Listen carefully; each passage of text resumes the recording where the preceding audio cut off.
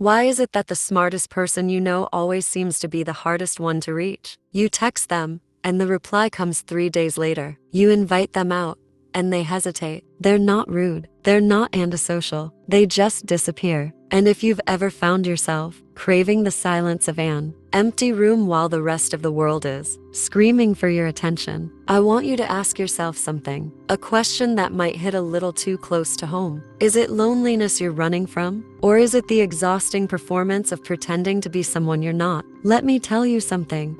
I've learned the hard way. There's a massive difference between being lonely and being alone. And for people who think deeply, I mean the ones who can't turn off the voice in their head that analyzes everything. Isolation isn't a punishment. It's a survival mechanism. But here's the twist that no one talks about. Most people assume that if you prefer solitude, you must be depressed or socially awkward. And sure, sometimes that's true, but more often, the smart person pulling away isn't broken. They've simply run the math on small talk and realized the equation doesn't add up. Think about the last party you went to. The music was too loud. Someone was explaining their crypto portfolio. Another person was laughing a little too hard at a joke that wasn't funny. And you stood there with a drink in your hand, nodding along, while your brain was screaming, "Why are we doing this?" That feeling? That's not shyness. That's cognitive overload. Smart people process the world with high resolution. They see the micro expressions, the hidden intentions, the unspoken tension in a room. And after a while, that constant data stream becomes exhausting. Not because they hate people, but because they feel people too much. Here's where it gets interesting. Psychologists have found a strong correlation between high intelligence and a preference for solitude. It's called the Savanna Theory of Happiness.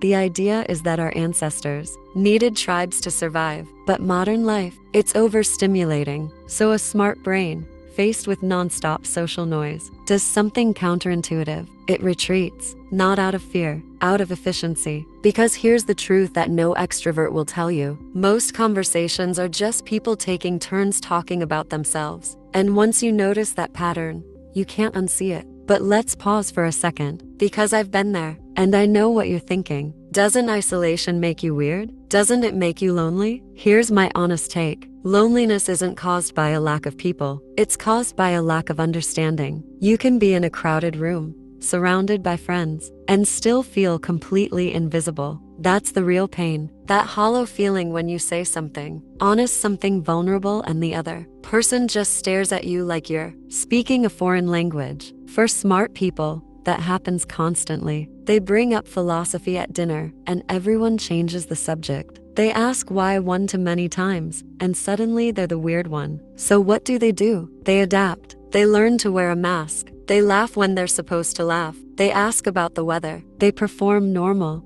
And then they go home, close the door, and exhale for the first time all day. That exhale, that's not depression. That's freedom. And that's the secret most people will never understand. Isolation isn't about running away from connection. It's about running toward the only place where you can think clearly, where you can read that book, learn that skill, or just sit in silence without someone asking, "Are you okay?" But here's the part that keeps me up at night. The danger isn't the solitude itself. The danger is when you start to believe that no one could ever understand you. That's the trap. That's the quiet poison. Because smart people are excellent at justifying their isolation. They tell themselves, people are shallow, drama is pointless, I don't need anyone. And technically, they're not wrong. But emotionally, that's a lonely hill to die on. I've seen brilliant minds convince themselves that love is illogical, that friendship is transactional, that vulnerability is weakness, and they protect themselves so well that eventually, no one even tries to knock on their door. That's the shadow side of high intelligence. The same mind that solves complex problems can also rationalize itself into a prison. The key, and I mean this from the bottom of my heart, is not to abandon solitude. It's to curate it, to choose your few people the way a curator chooses art for a gallery. Not many, just the ones that resonate. Because here's what I've observed after years of watching human behavior. Smart people don't actually prefer isolation. They prefer meaningful interaction. And they'd rather be alone than fake it. So if you've been feeling that pull, that quiet voice telling you to stay home, to turn off your phone, to disappear into your own world, don't panic. You're not broken. You're not antisocial. You're just someone who refuses to trade your depth for their comfort. But don't close the door all the way either. Leave it cracked. Because the right person, the one who asks real questions, who sits with you in silence without needing to fill it, that person is worth the risk. One last thought before you go. The world will always try to convince you that being alone means you've lost. But look closer. The most original ideas, the deepest art, the truest versions of ourselves, they aren't born in crowds. They're born in the quiet hours when no one is watching. So the real question isn't why smart people prefer isolation. The real question is, what are you afraid you'll find? If you finally stop running and just listen to yourself, maybe it's time to find out. Thanks for watching.